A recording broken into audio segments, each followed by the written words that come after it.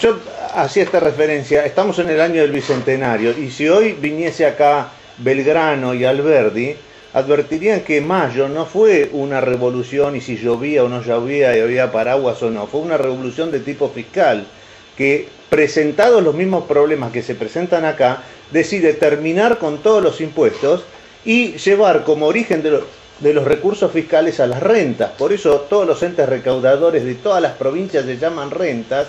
Sin embargo, de las rentas fundiarias no queda absolutamente nada porque representan hoy menos del 1% del total de los recursos. Esta es la monstruosa construcción que se ha hecho a través de la escuela neoclásica y que ha derivado en nuestras universidades y han transformado a nuestros economistas en la antítesis de Belgrano y de Alberdi. Cuando Gervasoni presenta a los 10 países líderes en el ranking, son todos países que mantienen el sistema rentístico. Cuando vemos el fenómeno que está pasando en la China están triunfando las ideas de Rivadavia y de Belgrano. Es el sistema rentístico que está transformando esa sociedad agraria en industrial.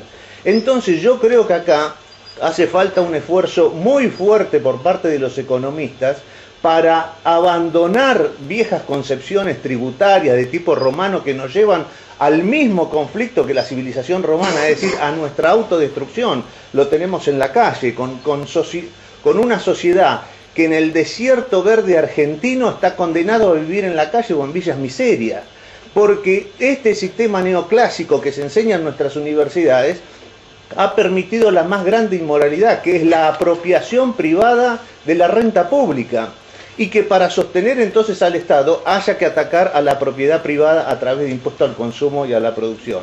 Entonces es mi deseo que en cada facultad de ciencias económicas se ponga un busto de Belgrano y se sepa quién fue este eminente economista y demos vuelta, porque los políticos han abandonado a los economistas, porque los economistas no son la solución, son precisamente el problema. No se sale de este embrollo, de este nudo gordiano que bien dijo Liach. Acá existe un nudo gordiano y hay que resolverlo como en la Revolución de Mayo. Se corta esto por el medio y se vuelve al sistema rentístico de recursos del Estado. También consecuencias políticas. Así que el tema central de mi exposición va a ser consecuencias políticas que yo llamaría particularmente negativas o perversas del federalismo fiscal tal cual está organizado hoy en la Argentina. Hago énfasis en este punto, no estoy haciendo una crítica general del federalismo fiscal, sino del tipo de federalismo fiscal que hoy tenemos en la Argentina.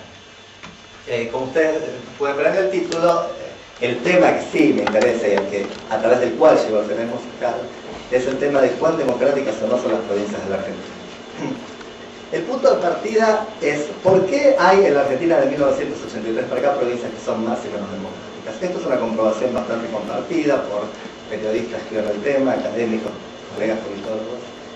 Y es un tema muy central en la investigación de ciencia política a nivel nacional, que explica que algunos países sean democráticos y otros autoritarios. La investigación es un interrogante clásico, este tema a nivel nacional. Hay una gran producción teórica y empírica de ciencia política sobre qué hace que algunos países sean democráticos y otros autoritarios desde la década del 50 para acá.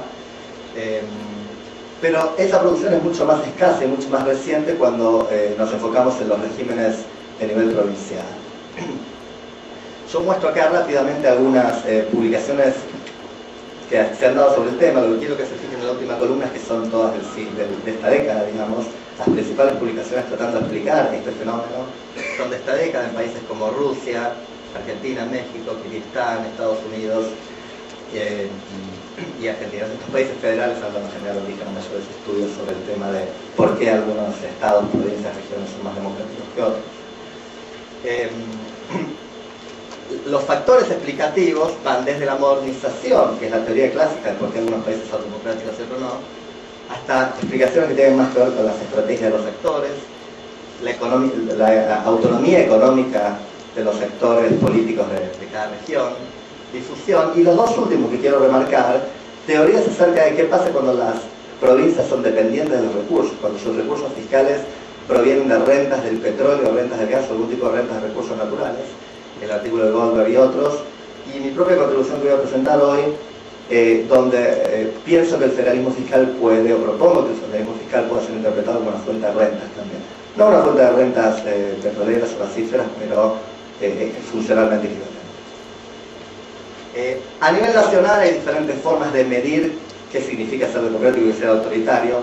No quiero pasar mucho tiempo con esto, pero quiero enfatizar que hay un instrumental muy sofisticado hoy en día en la ciencia política para medir cómo determinamos que un país es más o menos democrático. Hay una serie de indicadores objetivos, yo creo que hay alguna información sobre ellos, índices clásicos de democracia que ya existen y son muy aceptados en la ciencia política, y otros más subjetivos basados en las fuentes secundarias, en opiniones de expertos en la política de cada país, que van codificando diferentes aspectos de la democracia en los diferentes países del mundo. El índice de Przeworski y coautores, o de Van Hanen, son típicos ejemplos de indicadores objetivos que se aceptan en la ciencia política, y el de Freedom House o el de Polity, y índices subjetivos basados en fuentes secundarias o autores o expertos. El problema de medir regímenes subnacionales, cuán democráticos o autoritarios son, es más complicado, porque tenemos en primer lugar que en muchos países, como Argentina y otros, las instituciones son iguales. Todas las provincias tienen elecciones, tienen legislatura, tienen división de poderes, tienen una serie de garantías y derechos garantizados por sus constituciones, etc. En segundo lugar, cuando el régimen nacional es democrático, hay cierta límite a cuán no democrático puede ser un régimen subnacional. Digamos, para decirlo con claridad, no se puede establecer una Corea del Norte en el medio de una Argentina. Digamos, no puede haber una Corea del Norte subnacional cuando el régimen nacional es democrático. El autoritarismo subnacional tiene que ser mucho más sutil y mucho más limitado. Y los datos secundarios a nivel provincial son muy pobres, especialmente en las provincias chicas y poco desarrolladas. Hay poca información secundaria que nos permita comparar el nivel de democracia en las diferentes provincias. Gráficamente, yo lo que diría es, si tenemos situaciones claramente autoritarias, como Burma, o Cuba, o Corea del Norte, o lo que fuera, Canadá, Finlandia, claramente democráticas, las provincias argentinas, pongo dos estereotipos de provincias más o menos democráticas, como Mendoza y San Luis, no recorren toda esta escala. San Luis no es Corea del Norte, es menos democrática que Mendoza, pero no es Corea del Norte. En este continuo, aparte, tenemos, yo diría, tres cosas: autoritarismos claros, democracias y un tipo de régimen muy estudiado últimamente en ciencia política, que son esos regímenes que son intermedios. Tienen características de democracia y tienen características de autoritarismo. Y son difíciles de distinguir, porque esta distinción, donde yo corto el eje, digamos, es entre los regímenes no electorales y los electorales. Cuando no hay elecciones, o por lo menos elecciones multipartidarias, como en Cuba o como en Arabia Saudita o Corea del Norte, bueno, está claro que eso no es una democracia. Pero ¿qué pasa cuando hay elecciones fraudulentas, elecciones donde el oficialismo gana con el 95% de los votos? Funciona como fuente de rentas. El enfoque proviene de combinar dos literaturas importantes en la ciencia política. Los estudios sobre petróleo y democracia, que básicamente dicen que cuando un Estado vive de rentas petroleras tiende a ser menos democrático.